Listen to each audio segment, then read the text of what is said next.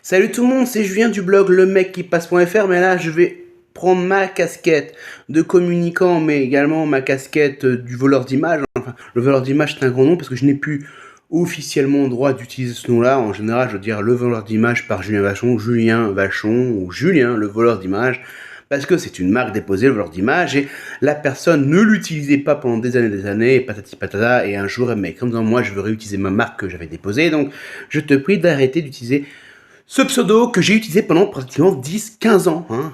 Vous vous rendez compte, depuis l'âge de 15 ans, on m'appelle le voleur d'images, quoi.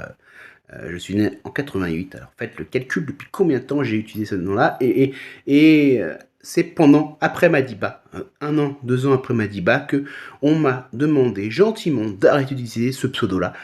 Mais le problème, c'est que dans le milieu, beaucoup de personnes m'appellent encore le voleur d'images, et les gens ne comprennent pas forcément. Alors, aujourd'hui, je vais vous parler d'un truc très important. Alors, je vais reprendre ma grosse voix un peu habituelle, comme ça. Il y a un truc.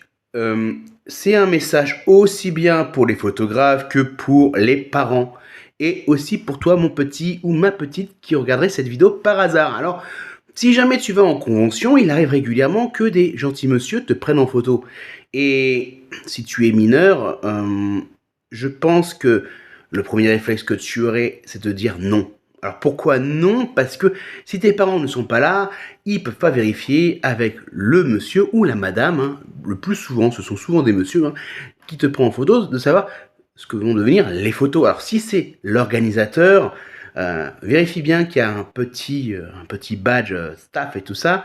Et le souci, c'est que voilà, tu es mineur, refuse systématiquement d'être prise en photo, sauf s'il y a un contrat béton avec, et en général dans ces conventions-là, il n'y a pas un contrat béton, parce que comme tu es un visiteur, tu acceptes d'être photographié dans l'enceinte de l'événement, et tu peux refuser qu'elle soit publiée en le disant clairement quand tu vois comment tu as photographié.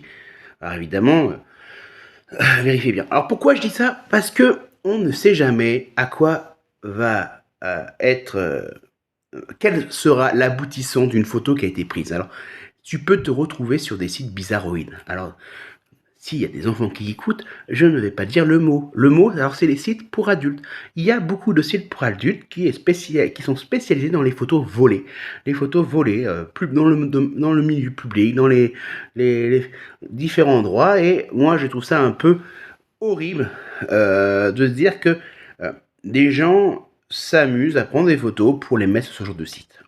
Voilà, vraiment, il y a un côté, on va dire, il y a un côté voyeurisme, mais aussi un côté, on va dire, une pulsion, voilà, une pulsion assez sadique en disant j'ai le pouvoir, je suis fort, j'ai volé un moment de vie à quelqu'un. Alors, évidemment, tu vas me dire, ouais, mais tu t'appelles le voleur d'images et tu viens critiquer le fait de voler des instants de vie à des gens. Moi quand je le fais, le plus souvent, c'est pas compliqué. Si déjà je suis soit accrédité pour faire la chose dans un lieu très précis et on m'a bien présenté comme étant le photographe.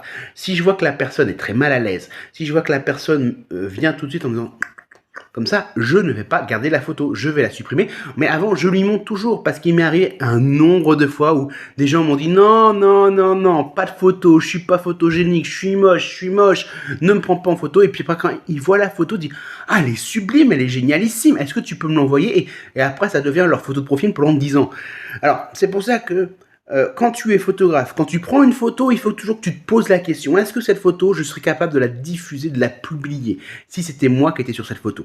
Parce que certains photographes n'ont pas forcément l'impression que cette question doit se poser nécessairement, parce qu'il y a une sorte de philosophie dans la photo street vue, dans la street photographie et tout ça, qui est on fait des instants volés. Ok. Moi, quand je fais des instants volés comme ça dans la rue, par exemple, pour une convention, je me débrouille pour que les personnes soient de dos et que ne soient pas reconnaissables. Parce que, admettons qu'une personne a dit à quelqu'un de sa famille, ou à son mari, ou à son petit ami, désolé, je suis pas disponible, je travaille aujourd'hui, et que cette personne est partie à une convention.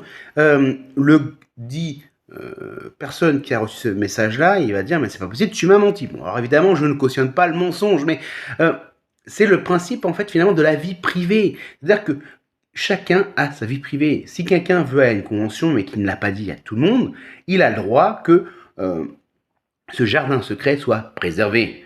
Et c'est pour cela que moi, avant de publier une photo, je m'assure toujours que j'ai l'autorisation. Si jamais c'est un mandat, une accréditation, je sais que je peux. Mais si jamais je vois que sur la photo, j'ai un doute, si cette photo ne va pas gêner le sujet qui est dessus, je vais systématiquement poser la question.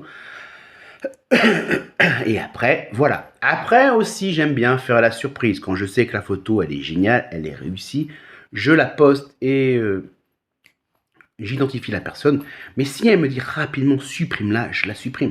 C'est pour ça que je dis à toutes les personnes qui laissent leurs enfants partir au Comic-Con ou à des grosses conventions, Paris Moncal, Japan Expo, faites attention, dites-leur bien de ne pas se laisser photographier sans être certaine de savoir à quoi vont servir ces photos, parce que on ne sait pas qui sont ces personnes qui viennent photographier. Alors certains ont une carte presse, certains ont une accréditation, là je suis en train de frapper sur ma profession, mais c'est parce que je suis également grand frère d'une petite sœur qui est pré-ado. Enfin, maintenant, elle est ado.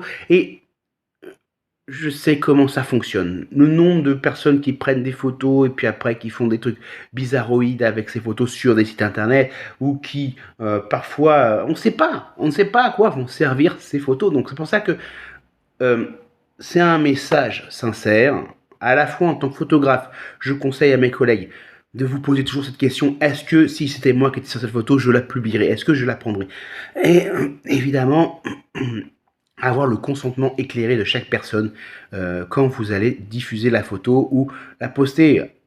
Un simple mail suffit. C'est si jamais vous a dit c'est ok par mail, ça suffit. Si vous dit ok par SMS, faites une capture d'écran, sauvegardez cette capture d'écran dans votre dossier où vous rangez vos photos, ça vous évitera des soucis à rechercher le oui, tu peux diffuser si jamais il y a un problème.